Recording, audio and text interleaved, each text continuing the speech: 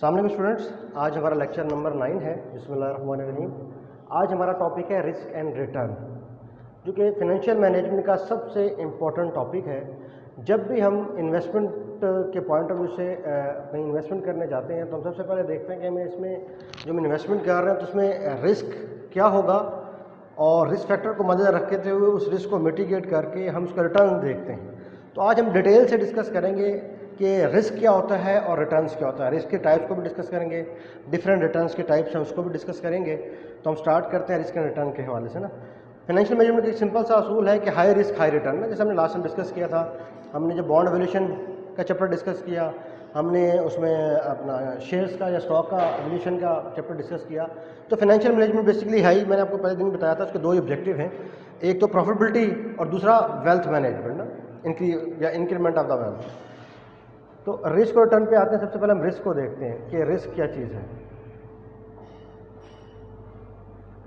Risk और return जी, what is return? Return क्या होता है? जब आप कोई चीज़ इन्वेस्ट करते हैं, उस इन्वेस्टमेंट पे जो आपको गेन मिलता है वो उसका रिटर्न या प्रॉफिट कहलाता है।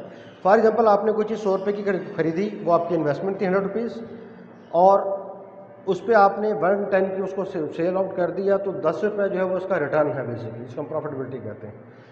रिटर्न क्या है, इसकी डेफिनेशन की तरफ आते हैं। Income received and investment plus any change in the market price usually express as a present of the beginning market price of the investment. Return का मतलब क्या हुआ कि वो इनकम जो हम रिसीव करते हैं अपनी इन्वेस्टमेंट पे, प्लस वो जो मार्केट प्राइस चेंज फ्लक्चुएशन की वजह से उसमें वेरिएबिलिटी आती है, उसको मद्देनजर रखते हैं। ये हमारा रिटर्न कहलाता है। अब कंपोनेंट ऑफ रिटर्न्स क्या है? रिटर्न में दो चीज़ें होती हैं, एक होता है यील्ड, एक होता है कैपिटल गेन। यील्ड क्या है? यील्ड वो इनकम है जो आपने अर्न की। अभी मैंने आपको एक एग्जांपल दी थी कि फॉर एग्जांपल आपने 100 रुपये की चीज़ 110 रुपये की बेची है, तो आपकी यील्ड कितनी होगी? इनकम होगी 10 रुपीज़। कैपिटल गेन क्या है? कैपिटल गेन जो होता है, जो कंपनी के एसेट्स होते हैं। फॉर एग्जांपल, आज कंपनी के एसेट की वैल्यू 10 लाख रुपए है, ठीक है, और अगले साल उन एसेट की वैल्यू फॉर एग्जांपल मार्केट में चीज़ों की रेट इन्फ्लेशन की वजह से बढ़ गई। अब वो अगर आपका एसेट अप्रिशिएट हो गया, 11 लाख का हो गया, तो इसका मतलब 1 लाख जो है आपका क्या कैपिटल गेन हो गया। तो एसेट की जो वैल्यू होती है उस पर जो एक्सेस अमाउंट होती है वो कैपिटल गेन होती है, और अगर उस एसेट वो डेप्रिशिएट हुआ है तो वो कैपिटल लॉस कहलाएगा। यानी कि आपकी एसेट की जो एप्रिसिएशन है वो कैपिटल गेन कहलाती है, और आपकी एसेट की वैल्यू अगर डेप्रिशिएट हुई है तो कैपिटल लॉस कहलाएगा। तो रिटर्न बेसिकली क्या है? दो चीज़ों का कंपोनेंट है, yield and capital gain. Component of return, yield की हम डेफिनेशन डिस्कस करते हैं। The most common form of the return for investor is the product cash flow income, जिस तरह मैंने अभी आपको डिस्कस किया। On the investment either interest from bonds और डिविडेंड। अब कंपनी के पास इनकम कहाँ से आ रही होगी? उसके जो कैश फ्लोज हैं, क्या या तो आपको इंटरेस्ट मिल रहा है बॉन्ड से, या आप डिविडेंड गेन कर रहे हैं स्टॉक पर। ये दो चैप्टर हम डिस्कस कर चुके हैं पिछले लेक्चर में। हमारा 6 और 7 लेक्चर यही था। कैपिटल गेन क्या है? जैसे मैंने अभी आपको बताया कि एप्रिसिएशन किस पे? In the price of asset. जब एसेट की वैल्यू बढ़ेगी, अप्रिशिएट होगी, तो कैपिटल गेन है। अगर कम होगी तो the price of asset commonly called the capital loss. कम होगी तो कैपिटल लॉस है। तो अभी तक हमने दो चीज़ें सीखी। एक तो रिटर्न की हमने डेफिनेशन सीखी। रिटर्न क्या है कि जब आपको इन्वेस्टमेंट करते हैं उसके ऊपर जो आपको एक्सेस अमाउंट मिल रही होती है वो आपकी यील्ड, वो इनकम आपका रिटर्न कहलाता है। और दूसरा कैपिटल गेन का हमने बात की, एसेट की वैल्यू जो बढ़ती है वो आपका कैपिटल गेन कहलाता है। तो ये दो मेजर कंपोनेंट थे आपके रिटर्न्स के, यील्ड और कैपिटल गेन। अब हम फार्मूले की तरफ आते हैं। हमने अगर किसी चीज़ का टोटल रिटर्न निकालना हो, किसी कंपनी का या किसी एंटिटी का, कॉर्पोरेट कंपनी का हमने टोटल रिटर्न निकालना हो, तो टोटल रिटर्न कैसे निकलता है? सिंपल, हमने अभी पीछे डायग्राम में देखा कि रिटर्न्स किस जो है वो किसका मतलब ब्लेंड है, कंपाउंडिंग किस चीज़ की? दो चीज़ों की है, एक यील्ड की और एक प्राइस अपनी उसकी कैपिटल गेन की। अब हम टोटल रिटर्न का फार्मूला देखते हैं। Total return is equal to yield plus price change, कि मार्केट में जो प्राइस चेंज हो रही है वो प्लस जो आपने यील्ड की, दोनों का अगर हम प्लस करते हैं तो हमें टोटल रिटर्न आ जाता है। तो टोटल रिटर्न को हमने शो किया टीआर से। डी है dividend, dividend D stand for dividend, T for time. उस टाइम पे जो डिविडेंड था प्लस पी। अब आपका पी क्या? प्राइस ऑफ स्टॉक होगी उस टाइम पे, P T minus one. T minus one के लास्ट डेट जो उसकी प्राइस थी। अगर हम 2019 को कंपेयर करें 2020 से, तो 2019 की जो प्राइस है वो टी माइनस वन कहलाएगी, और करंटली 2020 की वैल्यू जो होगी प्राइस स्टॉक की वो टी कहलाएगी। तो टी माइनस वन मतलब पिछले साल over P T minus one. अब टी आर को हमने शो किया टोटल रिटर्न से, dividend cash dividend at the end of the time period, P T का मतलब price of stock at the time period, P T minus one, यानी कि price कौन सी, पिछले साल price stock at the time period T minus one, पिछले साल की स्टॉक। ये आपको हमने इसके फार्मूले की एलेबोरेट किया उसको। अब इसमें वैल्यू पुट करके देते हैं, एग्जांपल देते हैं। For example Ali purchase stock of 6000 rupees, Ali ने एक स्टॉक खरीदा 6000 रुपये का। At the end of the year the stock is worth 7500, साल बाद जो उसने स्टॉक खरीदा उसकी वर्थ होगी 7500 रुपये। अली वाज पे डिविडेंड 260 रुपये, अली को डिविडेंड कितना मिला, 260 रुपये मिला। Calculate total return received by Ali. अभी पिछले एग्जांपल में हमने जो फार्मूला डिस्कस किया था, अब उस फार्मूले में इनकी वैल्यूज पुट करेंगे, ठीक है। तो ये क्या हो गया, पी टी माइनस वन हो गया, ये क्या है, पी टी हो गया, ये डी हो गया 260 रुपये डिविडेंड। फार्मूला क्या था, total return is equal to D T plus P T minus P T one over P T minus one. इस फार्मूले में वैल्यू पुट कर देंगे। डी के था 260 रुपये डिविडेंड अली को मिला था। प्राइस ऑफ स्टॉक जो थी वर्थ कितनी बढ़ चुकी थी, 7500। स्टॉक जब लिया था उसकी प्रेजेंट वैल्यू कितनी 6000, डिवाइडेड बाय क्या है पी, यानी कि लास्ट ईयर की प्राइस स्टॉक की, वो कितनी हुई 6000। तो 7500 में से 6000 माइनस किया तो ये बनेगा 1500। 1500 में जब ये 260 जमा होंगे, इसको जब डिवाइड करेंगे 6000 पे तो वो आ गया 0.293। हमने परसेंटेज निकाली तो उसको 100 से मल्टीप्लाई करेंगे तो 29.3% आपका आंसर आ गया। आगे चलते हैं, ये तो था टोटल रिटर्न मालूम करें। अब एक्सपेक्टेड रेट ऑफ रिटर्न क्या होता है। The investor can not be sure of the amount return ही और she is going to achieve. Expected rate क्योंकि फ्यूचर से ताल्लुक रखता है, तो हम एक्सपेक्टेड रेट को कभी भी मेजर नहीं कर सकते। इसको असेस करने के लिए हम एक इसके बेंचमार्क तय कर लेते हैं कि हमें इतना रिटर्न मिलना चाहिए, एस्टिमेटेड वैल्यू हम कैलकुलेट कर लेते हैं या एक्सपेक्टेड रिटर्न हम निकाल लेते हैं। There can be many possibilities. Expected rate return, weighted average possible return in the weighted being probability of the occurrence. अब इसका ताल्लुक एक्सपेक्टेड रेट रिटर्न का कई फैक्टर से होता है। पॉलिटिकल फैक्टर हो सकता है, पॉलिटिकल फैक्टर चेंज होने की वजह से किसी कंट्री में आपका एक्सपेक्टेड रिटर्न कम हो सकता है या ज़्यादा हो सकता है। इसी तरीके से इकोनॉमिक आपके जितने भी फैक्टर्स हैं वो आ जाते हैं, पीस, वार, टेररिज्म, ये चीज़ें बड़ी इफेक्ट करते हैं। कि जो इकोनॉमिक फैक्टर हैं किसी भी मईशत के अंदर, वो एक्सपेक्टेड रेट पे बड़ा इम्पैक्ट करते हैं। इसी तरह फॉरेन एक्सचेंज रेट वो इम्पैक्ट करता है। ये आगे चल के हम मजीद इसको डिस्कस करेंगे। अच्छा जी, अब एक्सपेक्टेड रेट रिटर्न का फार्मूला क्या, पहले हमने टोटल रिटर्न का फार्मूला डिस्कस किया, अब हम करेंगे एक्सपेक्टेड रेट ऑफ रिटर्न का फार्मूला। ई आर मतलब expected return, summation x. Summation x का मतलब क्या, ये रिप्रेजेंट कर रहा है वैल्यू को, वैल्यू ऑफ रिटर्न, और पी किसको शो कर रहा है, प्रोबेबिलिटी ऑफ रिटर्न। ठीक है जी, सिंपल। एक्स किसको शो कर रहा है, रिटर्न को, P x probability of return. अच्छा, अब आगे हम एग्जांपल देखते हैं। Example, suppose if you knew a given investment had 50% chance of earning return on 10 rupees। For example आपके पास 10 रुपये हैं और आप उस 10 रुपये को इन्वेस्ट करते हैं, तो आपके पास एक प्रोबेबिलिटी है, चांस है कि आप उस 10 रुपये से 50% कमा सकते हैं उस 10 रुपये पे। 25% chance of the earning return on 20 rupees. इसका मतलब हुआ 10 रुपये जो है हमारा x1, उस पर प्रोबेबिलिटी कितनी है 50%, यानी कि 0.5। अगर मैं 20 रुपये इन्वेस्ट करता हूँ दूसरी ऑप्शन, तो उसमें चांस है प्रोबेबिलिटी कितनी 25% अर्न कर सकता हूँ, यानी कि 0.25। वो कहता है अर्निंग रिटर्न ऑफ अच्छा ₹20 and there is a 25% chance of bearing loss of the 10 rupees. और 10 रुपये में उसने बताया 25% चांस है लॉस का भी। अब ये तीन मुख्तलिफ सिनेरियो हो गए, इसको हम टेबल की फॉर्म में देखते हैं। What is your expected return. अब क्या हुआ, हमने ये पहले देखा था हमारे पास एक्स, 10 रुपये पे हमारा प्रोबेबिलिटी थी 50%, यानी कि 0.50। 20 रुपये अगर हम इन्वेस्ट करते थे तो हमारी प्रोबेबिलिटी थी पी ऑफ एक्स 25%। और अगर लॉस था, ये माइनस में आ रहा है वैल्यू जो आपने तीसरा फैक्टर लिया, अगर 10 रुपये वो लॉस करता तो उस पर प्रोबेबिलिटी थी लॉस की 25%। तो ये क्या हो गया, परसेंटेज को हमने डिवाइड किया, जो ये 0.5, 0.25 आ गया। अब फार्मूला क्या था, फार्मूला था एक्सपेक्टेड रेट का x multiply by probability of x। तो ये कॉलम x है और ये कॉलम प्रोबेबिलिटी ऑफ x है। जब 10 को 0.5 से मल्टीप्लाई करेंगे 5, 20 को 25.5 से मल्टीप्लाई करेंगे 10/5, -10 मल्टीप्लाई 2/5 तो -2.5, 5 और 5 10, 10 में से 2.5 लेस करेंगे तो 7.5 आपका एक्सपेक्टेड रिटर्न आ गया। तो ओवरऑल आपका एक्सपेक्टेड रिटर्न पॉजिटिव है। रिलेटिव रिटर्न क्या होता है, इसको समझने की जरूरत है। The relative return is the difference between the absolute return achieved by the investment and the return achieved by the benchmark.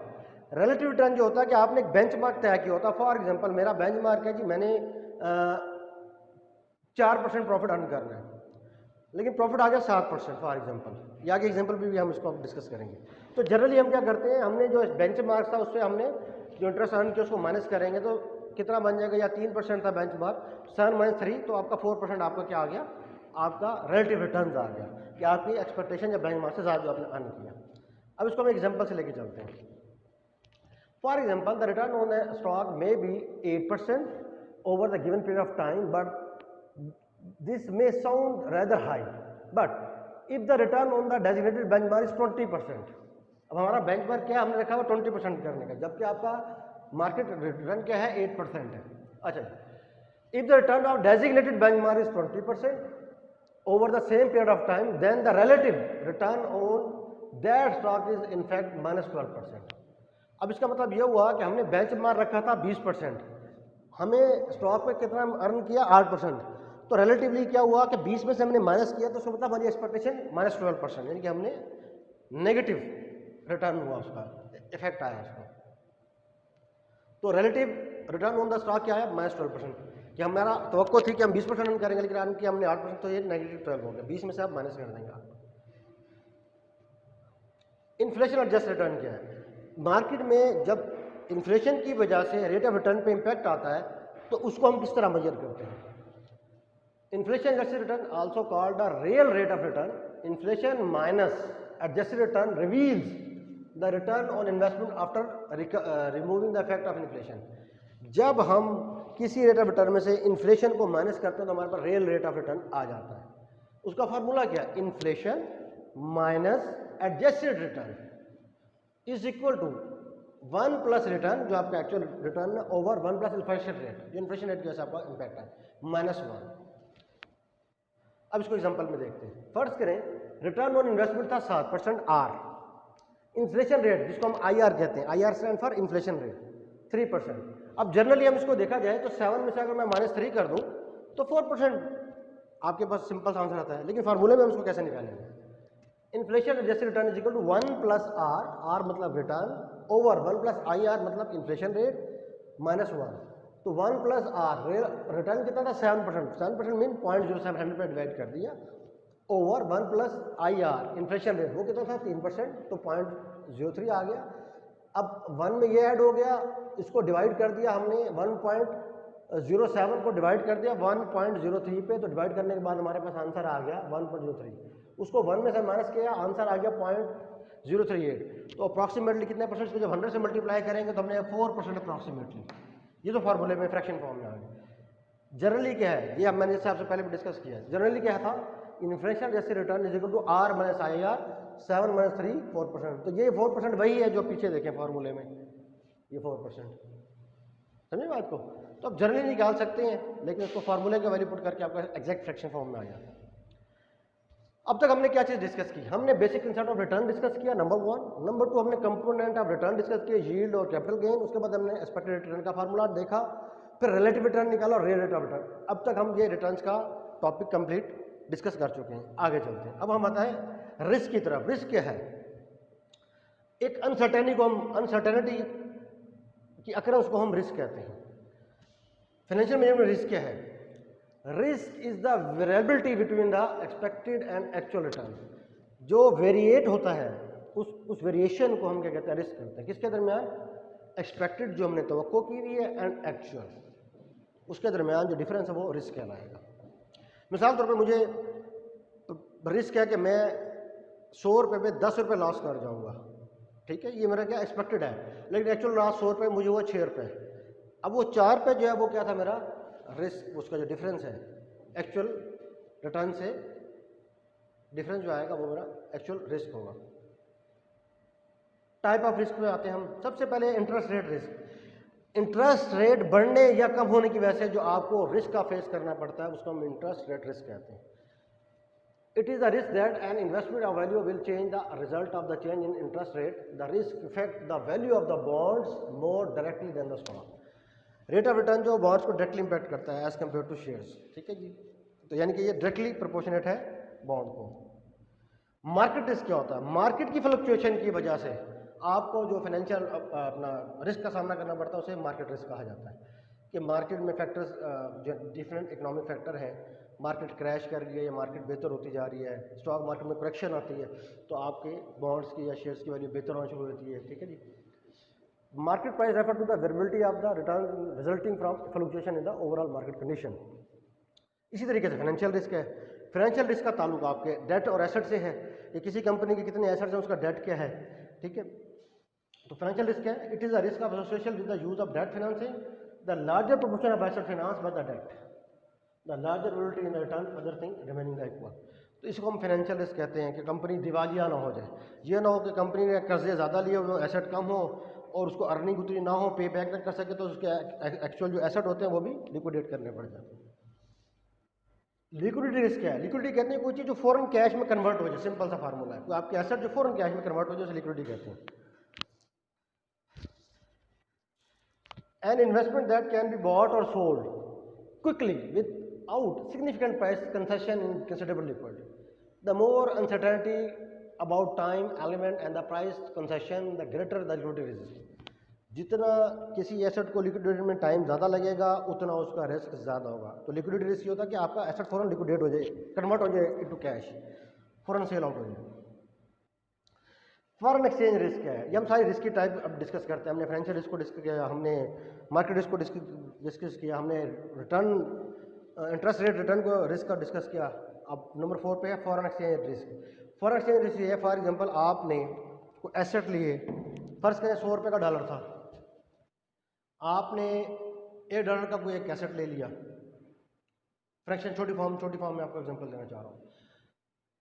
Market में डॉलर की रेट बढ़ गया, डॉलर का रेट हो गया 100 की 105। इसका मतलब आपका एसेट की वैल्यू जो आपने परचेज की थी फॉरेन एक्सचेंज के हिसाब से देखा जाए तो आपका एसेट की वैल्यू एप्रिशिएट हो गई है। कि पहले आपका जो है ना एसेट पाकिस्तान में 100 रुपये के हिसाब से $1 का था, अब 105 का हो गया। लेकिन इसमें इन्फ्लेशन फैक्टर भी आ गया, इन अदर वर्ड्स इसका मतलब पीकेआर आपका डिवैल्यू हो गया। इसी के वाइस वर्सा अगर डॉलर का रेट कम होता है तो इसका मतलब पीकेआर अप्रिशिएट हो गया, तो वहाँ पे आपका एसेट भी क्या होगा, प्रोपोर्शनलिटी डिप्रिशिएट हो जाएगा। तो जब दुनिया में आपकी जो रेजिडेंट कंट्री की करेंसी दूसरी करेंसी से जो हम एक्सचेंज रेट मेजर करते हैं उसकी वजह से जो रिस्क फैक्टर पैदा होता है उसको मैं फॉरेन एक्सचेंज रिस्क फैक्टर कहता हूँ। इसको पढ़ते हैं। When investing in a foreign country one most consider the fact that currency exchange rate can be changed price of the asset as well. The risk applies to all financial instruments that are in currency other than your domestic currency. Dollar है, pound है, euro है, Chinese yuan है। Country risk क्या होता है, ये हम पहले भी अभी डिस्कस किया कि कंट्री रिस्क में सारे इकोनॉमिकल फैक्टर आ जाते हैं। वार ना हो, ठीक है, मुल्क में पीस होना चाहिए, आपकी इकोनॉमिक कंडीशन बेहतर होनी चाहिए, आपकी पॉलिटिकल रिस्क नहीं होना चाहिए या पॉलिटिकल अनसर्टेनिटी नहीं होनी चाहिए। तो ये इन तमाम फैक्टर को जो खासतौर पर हमारे इकोनॉमिक फैक्टर कहलाते हैं इनको हम कंट्री रिस्क कहते हैं। This is also term as a political risk because it is a risk of investing fund in other country where by major change in the political or economic environment could occur. This could devalue their investment and reduce the overall return. This type of the risk is usually restricted to emerging or developing countries that do not have able economic or political means. अब जैसे पाकिस्तान जो है पिछले 10-12 साल से जो है ना पूरी दुनिया में इस लिहाज से बदनाम था कि यहाँ पे दहशतगर्दी बहुत ज़्यादा हो रही है। तो जैसी फ़ौज ने मुल्क के अंदर मुख्तलिफ ऑपरेशंस किए, ठीक है, उसमें ऑपरेशन के नतीजे में क्या हुआ कि वर्ल्ड में एक इमेज, सॉफ्ट इमेज गया कि अब पाकिस्तान के अंदर अमन आ गया है। फिर एक सी पैक की इन्वेस्टमेंट भी आई। अब ग्रेजुअली क्या पाकिस्तान इमर्जिंग इकोनॉमी की तरफ जा रहा है।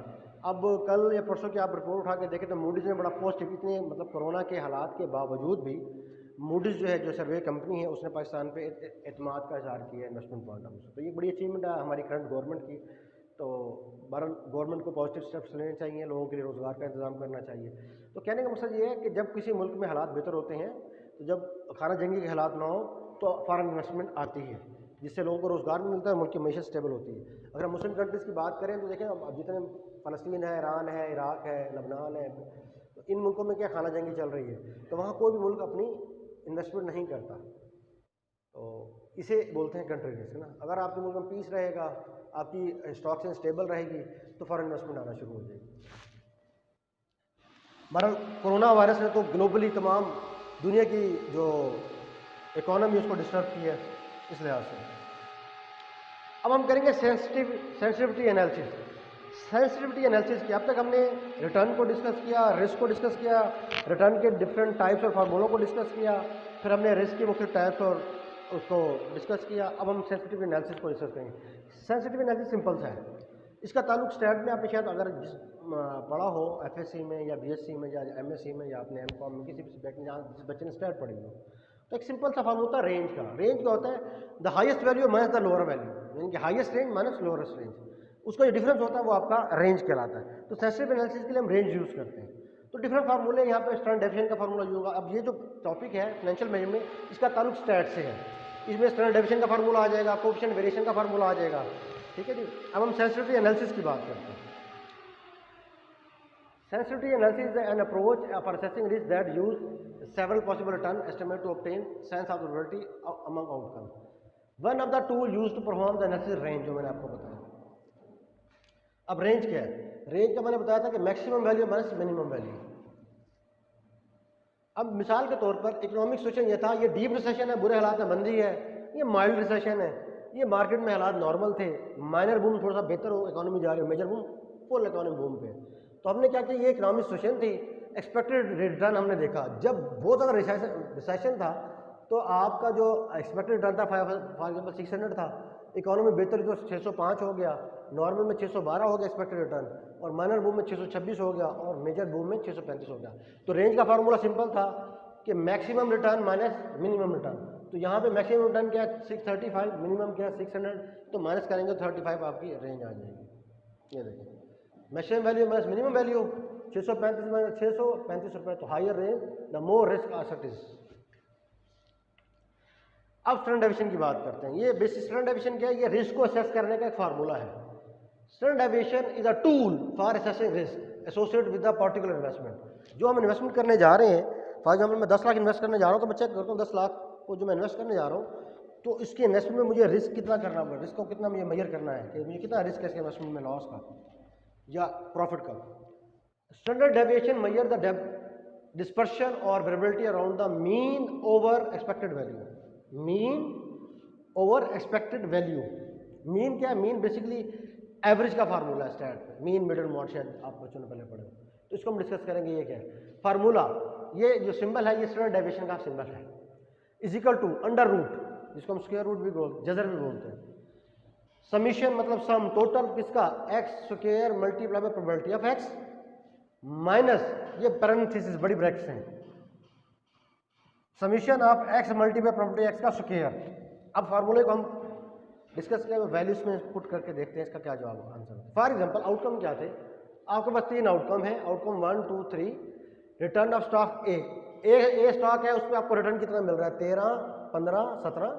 इसकी प्रोबेबिलिटी कितनी है 0.25, इस पर प्रोबेबिलिटी 0.5, इस पर 0.25 सॉरी। स्टॉक बी पे आपका आउटकम 7 है, 15 है, 23 है, जबकि प्रोबेबिलिटी उसकी क्या है 0.25 0.5, तो प्रोबेबिलिटी दोनों की सेम है। ठीक है जी, आगे चलो।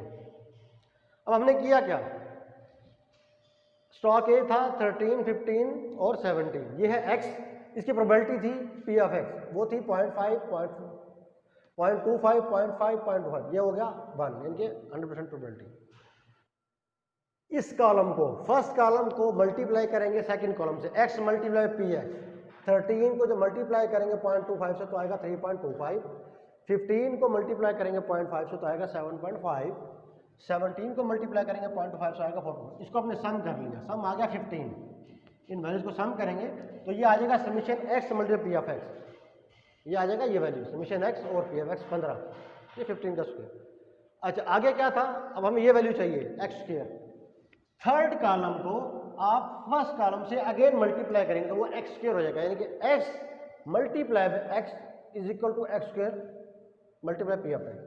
अब 3 को मल्टीप्लाई किया 13 को 3 से 42, 15 को मल्टीप्लाई किया 7.5 से तो 112.50, 17 को आपने किया 4.25 से तो आ गया 72.25, इसको टोटल करें समीशन इसका आएगा 227।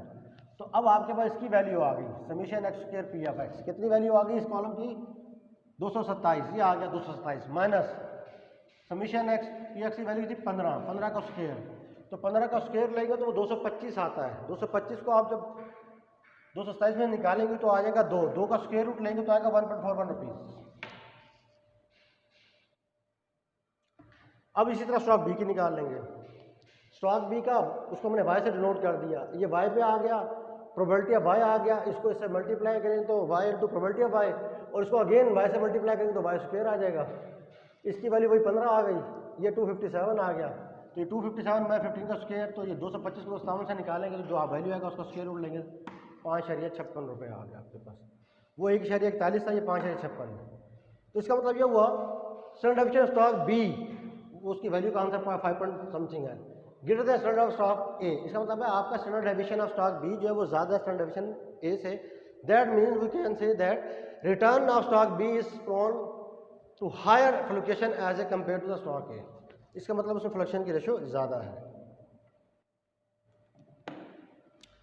अब हम डिस्कस करेंगे कोफिशिएंट ऑफ वेरिएशन को, इसको हम सी वी से डिनोट करते हैं। सी वी मीन रिलेटिव रिस्क, ये बेसिकली रिलेटिव रिस्क को मेजर करने का एक फार्मूला है। It tells the risk associated with the yield of the money investment. Formula क्या है, सी वी मतलब कोफिशिएंट ऑफ वेरिएशन, ये क्या है standard deviation of x divided by E x, expected value of x. Example, stock A has an expected rate of return 15 and expected variation standard deviation ₹4.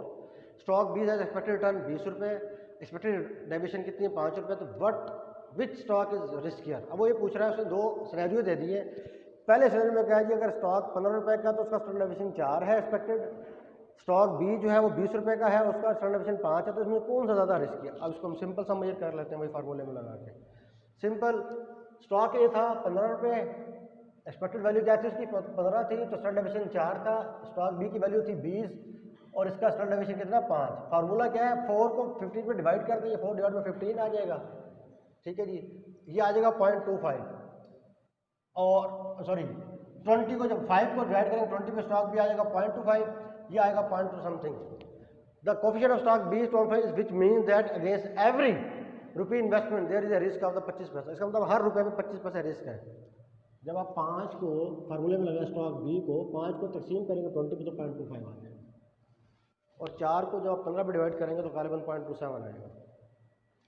इसका मतलब ये हुआ since coefficient variation A is greater than coefficient variation B, so stock A has more risk. जिसका coefficient variation ज़्यादा होगा वो ज़्यादा risky होगा। Risk and return in portfolio. अब पोर्टफोलियो क्या होता है, पोर्टफोलियो होता है आपके पास डिफरेंट स्टॉक को जो वैल्यूएशन है वो आपका पोर्टफोलियो कहलाता है। जिस तरह हमारा कस्टमर पोर्टफोलियो होता है, ये हमारा इंडिविजुअल कस्टमर है, ये हमारा कॉर्पोरेट कस्टमर है, ये हमारा जी मीडियम रिस्क कस्टमर है, ये हाई रिस्क कस्टमर है, ये लो रिस्क कस्टमर है। तो उसको जो डाटा बेस होता है उसे पोर्टफोलियो बोलते हैं। अब हम रिस्क और रिटर्न का पोर्टफोलियो को डिस्कस करने जा रहे हैं। पोर्टफोलियो की डेफिनेशन क्या है, a grouping of financial assets such as stock bond. Stock और बॉन्ड का जो ग्रुपिंग करते हैं पोर्टफोलियो कहते हैं। A good portfolio consist of financial asset, आपकी कंपनी के तमाम financial asset that are not strongly positively correlated, जो कि स्ट्रांगली कोरिलेटेड नहीं है, तो पोर्टफोलियो आपका उतना ही बेहतर होगा। अब हम यहाँ पे डिस्कस करते हैं एक एग्जांपल लेके। फॉर एग्जांपल आपके पास स्टॉक ए और बी है, रिटर्न स्टॉक ए का 16% है, बी का 14% है, स्टैंडर्ड डेविएशन उसकी 15% है, इसकी 12% है, और वेटेड इन्वेस्टमेंट दोनों की 50% है। What is expected return of the portfolio of stock A और B. The formula expected return of portfolio क्या है, expected rate of return portfolio is equal to total weighted multiply by return. तो hence the expected rate of return portfolio in this case क्या हो जाएगा। अब देखें इसका कितना था 0.5 था प्रोबेबिलिटी, मल्टीप्लाई बाय 0.6 रेट, यार 0.5 मल्टीप्लाई 6, 16 5 80 यानी कि 0.8 आ गया। इसका कितना है 0.5 प्रोबेबिलिटी है और इसका स्टॉक भी है 14 को जब मल्टीप्लाई करेंगे 5 से 14 5 70 0.07, इनको मल्टीप्लाई करेंगे 0.5, इसको 100 से मल्टीप्लाई करें तो 15% आपका स्टॉक की वैल्यू होगी। पोर्टफोलियो रिस्क को मालूम करने का फार्मूला, पोर्टफोलियो रिस्क का ये आपका standard deviation of the portfolio is equal to under square summation stock A stock B weighted average of A और बी और स्टैंडर्ड डेविएशन ए और बी। रिस्क पोर्टफोलियो को हमने जो है वो डिनोट किया स्टैंडर्ड डेविएशन ऑफ पी से। डब्ल्यू का मतलब क्या है, weighted weight for stock A in portfolio, weight of stock B for portfolio, और ए बी का मतलब क्या है, covariance between return of stock A and B.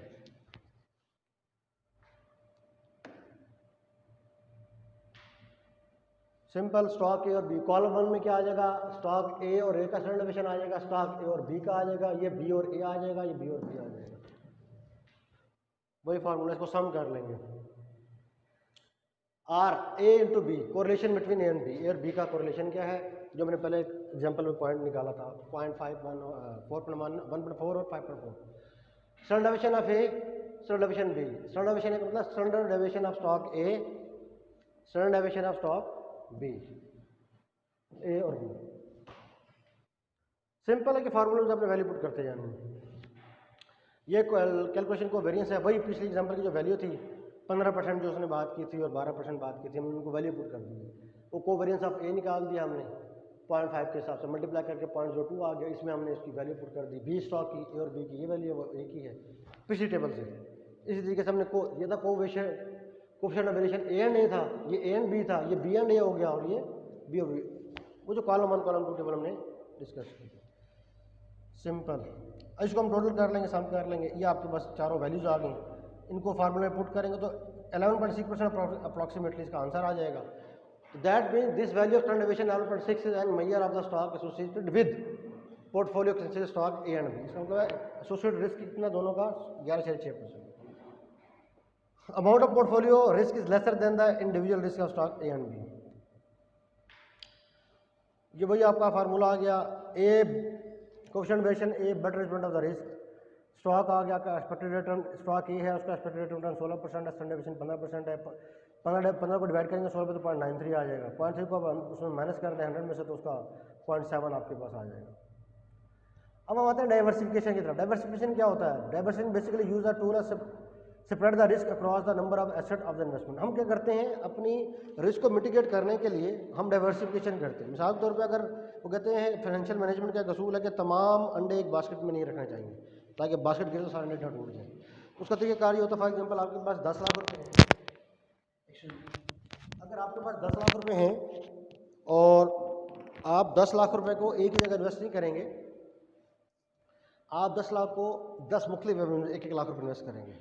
Bill फर्ज अगर किसी 3 जगह से लॉस भी होता है तो जो आपके 7 एवेन्यूज है रिमेनिंग, वहाँ से प्रॉफिट अर्न करते हैं, तो जब उसको हम सम अप करेंगे तो आपको प्रॉफिट ही होगा। तो ये एक अच्छे फाइनेंशियल मैनेजर की निशानी होती है कि वो हमेशा डाइवर्सिफिकेशन यूज़ करता है, ठीक है जी, ताकि बिजनेस को ग्रोथ मिलती रहे। एक मार्केटिंग टर्म यूज़ होती है कैरम पॉलिसी, जिस तरह बच्चे कैरम बोर्ड खेलते हैं। कैरम बोर्ड क्या कहते हैं, 4 पॉकेट्स होती हैं। अब आजकल के जो बिज़नेस है, जैसे पोल्ट्री बिजनेस है, उसमें कैरम पॉलिसी बहुत ज़्यादा यूज़ की जाती है, मार्केटिंग टेक्निक है। वो क्या होता है कि मिसाल तौर पे अगर आपका पोल्ट्री का बिज़नेस है तो आप फीड भी बना रहे हैं, आपके पास जो है वो लेयर भी है, ठीक है ना, मुर्गी भी है, आपके पास एग्स भी हैं और फीड भी है। फीड की मैन्युफैक्चरिंग आपकी कंपनी खुद कर रही है, जिस तरह ये शबीर चिक्स हो गया, एशिया चिक्स हो गया। अब ये क्या करते हैं, ये पहले सिर्फ पोल्ट्री चिक्स में काम करते थे, फिर उन्होंने मेडिसिन में भी शुरू कर दिया, अब उन्होंने लेयरिंग का भी काम शुरू कर दिया। अब मुर्गियाँ 2 किस्म की होती हैं, एक वो जो लेयर होती है जो अंडे देती है, दूसरी जो हम चिकन यूज़ करते हैं। जब एक बार याद रखें कि जब मार्केट में लेयर का रेट, लेयर मुर्गी होती है जो अंडे देती है, उसका जब रेट डाउन होता है तो ज़ाहिर बात दूसरी जो ब्रायलर उसका रेट बढ़ जाता है, तो आप वहाँ से अर्न कर लेते हैं। फीड का रेट गिरेगा तब भी आपको फ़ायदा हो जाता है, अगर फीड कम होती है मार्केट में तो आपके मतलब आपकी कॉस्ट कम हो गई है। तो ये जो चिक्स वाले हैं तो ये बिल्कुल कैरम पॉलिसी पे चलते हैं कि अंडे का रेट बढ़ गया तब भी बेनिफिट उठा लिया मार्केट से, अगर चिकन का रेट बढ़ गया तब भी बेनिफिट उठा लिया मार्केट से, अगर पोल्ट्री मेडिसिन का अपना रेट बढ़ गया तो वहाँ मेडिसिन से भी कमा लेते हैं, फीड से भी कमा लेते हैं। तो इन्होंने क्या कर लिया, 3-4 मुख्तलिफ एवेन्यूज़ हैं इनके पास, ब्रायलर का भी हो गया, लेयर का भी हो गया, एग्स का भी हो गया और अपना फीड का भी हो गया। तो मार्केट एक चीज़ की तो डाउन हो सकती है, बाकी रिस्पेक्टिव जो एवेन्यूज उसकी डाउन नहीं हो सकती। तो इसे कहते हैं डाइवर्सिफिकेशन। फॉर एग्जाम्पल डाइवर्सिफिकेशन क्या है कि आपने कॉल डिपॉजिट्स है, आपके कैश डिपॉजिट्स है, बॉन्ड्स हैं, म्यूचुअल फंड है, स्टॉक्स वगैरह डिफरेंट बास्केट में आपने डालना। A diversified portfolio should be consist of securities that are not perfectly positively correlated. A portfolio should contain some high risk and some low risk securities. मतलब आप diversification ऐसे करते हैं कि हाई रिस्क हाई रिटर्न भी है, तो आप सारी इन्वेस्टमेंट हाई रिस्क में नहीं करते थे। आप अगर 1 लाख रुपये था तो आपने 3 लाख लो रिस्क में डाल दिया, 3 लाख आपने मीडियम रिस्क में डाल दिया और 6 लाख आपने हाई रिस्क में डाल दिया। How much risk reduce is possible? How much different securities are required in order to minimize the risk of factor? हमारे company portfolio containing 20 to 25 securities suitable. एक नॉर्मल कंपनी के लिए जो सिक्योरिटीज़ हैं उसकी तादाद 20 से 25 होनी चाहिए, और एक इंडिविजुअल पोर्टफोलियो के लिए कहते हैं कम से कम 7 सिक्योरिटीज होनी चाहिए जो कंसिडर्ड टू बी गुड, उनकी वैल्यू बेहतर होनी चाहिए। अब हम आते हैं रिस्क की तरफ। रिस्क दो किस्म के होते हैं, एक होता है काइंड ऑफ सिस्टमैटिक रिस्क, एक होता है अनसिस्टमैटिक रिस्क। सिस्टमैटिक रिस्क वो रिस्क है जो आपके बिजनेस के साथ एसोसिएट होता है और चल रहा होता है। सिस्टमैटिक रिस्क को आप कभी मिटिगेट नहीं कर सकते, उसको डिफेंस नहीं कर सकते।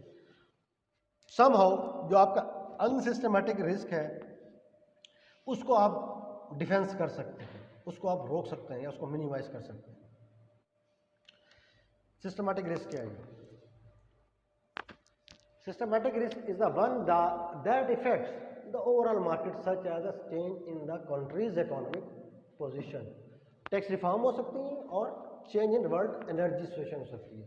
तो ये सिस्टमैटिक रिस्क है। अगर आपके टैक्स रिफॉर्म आई है तो पूरे मुल्क के लिए आई है, या ग्लोबली अगर टैक्स रिफॉर्म आई है तो सब पूरी दुनिया के मुल्कों के लिए आई है। तो ये एक सिस्टमैटिक रिस्क है। अनसिस्टमैटिक रिस्क है the risk which is independent of the economy, political and all other such factor, it is associated with the particular company और इंडस्ट्री। ये डायग्राम है, ये आपके पास नंबर ऑफ स्टॉक होगा। ये जो पोर्शन है सिस्टमैटिक रिस्क का है, ये अनसिस्टमैटिक रिस्क है। ये आपका standard deviation of the portfolio आ गया। तो आपका ओ वाई पे स्टैंडर्ड डेविएशन ऑफ पोर्टफोलियो आ गया, ओ एक्सिस पे नंबर ऑफ स्टॉक आ गया। सिस्टमैटिक रिस्क जो आपका बिजनेस के साथ पैरेलल चल रहा होता है। अनसिस्टमैटिक कोई भी अनइवन वाक़ये की वजह से आ सकता है, जैसे 9/11 आया, जैसे कोरोना वायरस आया, तो उसकी वजह से जो इकोनॉमी में इम्पैक्ट आया वो अनसिस्टमैटिक रिस्क था। The investor can only reduce the unsystematic risk by means of diversified portfolio. The systematic risk cannot be avoided. ये बात अब मैंने की भी थी, आपको समझाया कि हमेशा आप जो है ना अनसिस्टमेटिक रिस्क को तो किसी तरह कवर कर सकते हैं डाइवर्सिफाई रिस्क की वजह से, डाइवर्सिफिकेशन की वजह से, लेकिन जो सिस्टमेटिक रिस्क है वो आप उसको अवॉइड नहीं कर सकते। Since the investor takes systematic risk, therefore he should be compensated for it. Return compensation depend on the level of the risk. To measure the risk, we use the capital asset pricing model.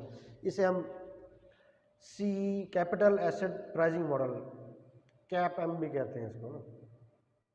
इसको हम discuss करते हैं। Capital asset pricing model क्या होता है? Capital asset pricing model was developed in 1960 by the William sharp. William sharp ने ये design किया था। बेसिकली मकसद क्या था इसका? This model state the relationship between the expected return and the systematic return and the valuation of the security.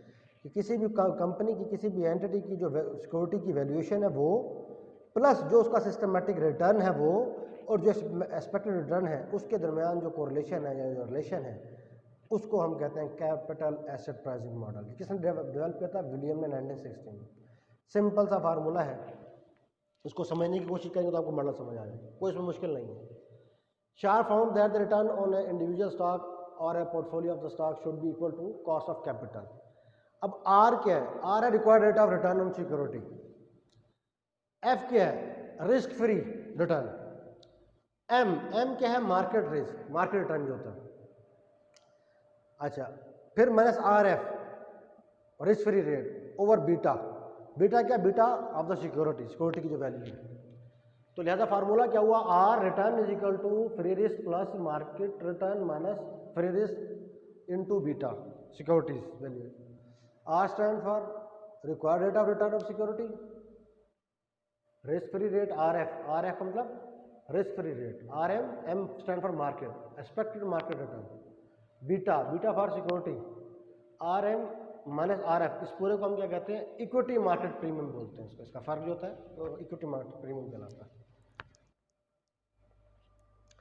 अभी हमने पिछले डायग्राम में एक लाइन देखी थी जो हमारा सिस्टमैटिक रिस्क है, अनसिस्टमैटिक रिस्क है। इस लाइन को हम कैरेक्टरिस्टिक लाइन भी बोलते हैं। A characteristic line is a regression line that shows the relation between the individual security return on return market portfolio. In order to draw this line, we will have to find return that an investor is getting excess of the risk-free rate. अब ये उसने 20 साल का data दे दिया, 1 2 3 4 5 6 7 8 9 10 11 12 13 से लेकर 20 तक, ये 20 साल आगे। अब आप excess return on stock A B, अब ये मुख्तलिफ ईयर में उसने आपका रिटर्न दे दिया। कहीं पे आपका एक्सेस रिटर्न हुआ, कहीं लॉस भी हुआ। इसी तरह ये आपका आ गया तो उसने 20 सालों का एक डाटा दे दिया। इसको हम एक हमने स्टैट में टॉपिक पढ़ा था स्कैटर डायग्राम। अब इसको हमने ग्राफ के शुरू में स्कैटर करके इन पॉइंट्स को पिन आउट करके इसमें लाइन ड्राम करेंगे। ये स्कैटर डायग्राम है। ये आपका ओरिजिन आ गया, ओ एक्सिस आ गया, ये ओ वाई आ गया।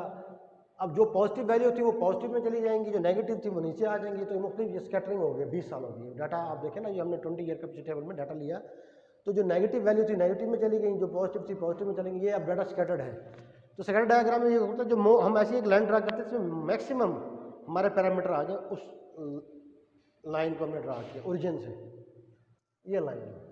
ये वैसे रेग्रेशन का फार्मूला है y equal to a plus B X, जिन्होंने स्टाइल पढ़ी है उनके लिए ना। बीटा क्या है? अब बीटा की हम डिफरेंट फीचर्स पढ़ते हैं। The slope of characteristic line is called beta. Beta represent the systematic risk. Beta measure the change in excess return on the stock over the change in excess return on the market portfolio। ये तीन इसके major characteristics हैं। अब यहाँ पे क्या है? Beta अगर 1 के इक्वल होगा तो क्या होगा, बीटा 1 से ज्यादा होगा तो क्या होगा, बीटा 1 से कम होगा तो क्या होगा। If beta is equal to 1, that means the risk associated with the individual stock is same as the risk associated with the market portfolio. अगर बीटा की वैल्यू 1 है तो इसका मतलब ये है कि आपका जो मार्केट पोर्टफोलियो से एसोसिएट करता रिस्क है वो सेम है। Individual stock is the same with the risk associated with the market portfolio. अगर बीटा की वैल्यू 1 से ज़्यादा आती है, it shows that stock has more unavoidable risk as compare to the market as a whole. The risk this kind of stock is known as aggressive investment. अगर beta की value ज़्यादा है तो हाई रिस्क है। क्या है? High risk है। अब ज़्यादा रिस्क है तो रिटर्न भी ज़्यादा है। फॉर बीटा, अगर बीटा का आंसर लेस देन 1 है तो क्या होगा, the stock is less risky as compare to the stock in the market portfolio. This kind of stock is known as defensive investment. ये आपको डिफेंसिव इन्वेस्टमेंट। जब जाहिर बात है, जब हाई रिस्क होगा हाई रिटर्न होगा तो अग्रेशन होगी, जब लो रिस्क लो रिटर्न होगा तो डेफिनेटली डिफेंसिव होंगे आप। तो ये आपका डिफेंसिव है, आप सिक्योरिटीज को पाइल अप कर रहे हैं। आई मेंशन अर्लियर, हमने कैपिटल एसेट प्राइसिंग मॉडल पढ़ा था, उसमें अभी फार्मूला था ये बीटा। तो इस बीटा की डिटेल आ गई। Return is equal to free risk plus market return minus free risk into beta. ये हमने फार्मूला पढ़ा था। अब छोटी सी एग्जांपल लेते हैं। Suppose risk free rate of the security 6%। Risk free rate security का 6%, यानी कि ये क्या हो गया आपके पास RM। Market rate RM 12% and beta कितना 1.25% है। Then the required rate of return for the security would be. अब वो कहता है उसका सिक्योरिटी का क्या रेट ऑफ रिटर्न होगा, तो R इज इक्वल टू 6 आ गया, वो 6% प्लस 12 माइनस 6, 12 मार्केट प्राइस था, RM minus RF into beta 1.25, तो ये आपके पास 13.5% आ जाएगा फार्मूला की वैल्यू आती है। किसी तरीके से reconsider the above example. Suppose that value B 1.6 है, तो वो यही बात आपकी चेंज हो जाएगी। पहले या बीटा की वैल्यू 1.25 थी, अब बीटा की वैल्यू 1.6 हो गया, तो डेफिनेटली ये चेंज हो जाएगी value. So we see the greater value of the beta. पहले 1.25 थी, फिर 1.6 हो गई। जैसे ही बीटा की वैल्यू ज़्यादा हुई, the greater systematic risk and in the return greater the required rate of return. तो रिटर्न का रेट बढ़ गया 13.5 से 13.5। सिक्योरिटी लाइन मार्केट इसे बोलते हैं। ये वो जो हमने लाइन ड्रा की थी इसका डायग्राम में, ये इसको SML भी बोलते हैं। Security market line describe the linear relationship between the expected return and the systematic risk as measured by the beta. ये वही लाइन है। पिछले डायग्राम में अगर आपको याद हो तो यहाँ पे हमारे क्या था, सिस्टमैटिक रिस्क था, इसके ऊपर हमारा अनसिस्टमैटिक रिस्क था। तो ये जो लाइन है रिस्क फ्री से ओरिजिन से सिस्टमैटिक रिस्क के बाद, इसको हम SML से जो है शो करते हैं, सिक्योरिटी मार्केट लाइन। कहता है what if the expected and required rate of return are not the same then there is a disequilibrium. जारी बात है, जो आपका एक्सपेक्टेड रिटर्न आपकी एक्सपेक्टेशन से कम होगा तो जारी बात है डिसइक्विलिब्रियम है या नॉन इक्विलिब्रियम है। तो ये एक एग्जांपल है, इसी को हमने दिया कि अंडर प्राइस और ओवर प्राइस स्टॉक की हमने बात की है। ये जो हमारी लाइन थी SML सिक्योरिटी मार्केट लाइन, इससे नीचे ये जो एरिया है ये ओवर प्राइस का एरिया है, ये SML आ गई। इसके ऊपर येलो लाइन जो है ये आपका अंडर प्राइस है, वो ओवर अंडर प्राइस है, ये ओवर प्राइस है। Thank you gentleman. Next lecture पे हम इंशाल्लाह इन्वेस्टमेंट अप्रेजल को डिस्कस करेंगे। Thank you.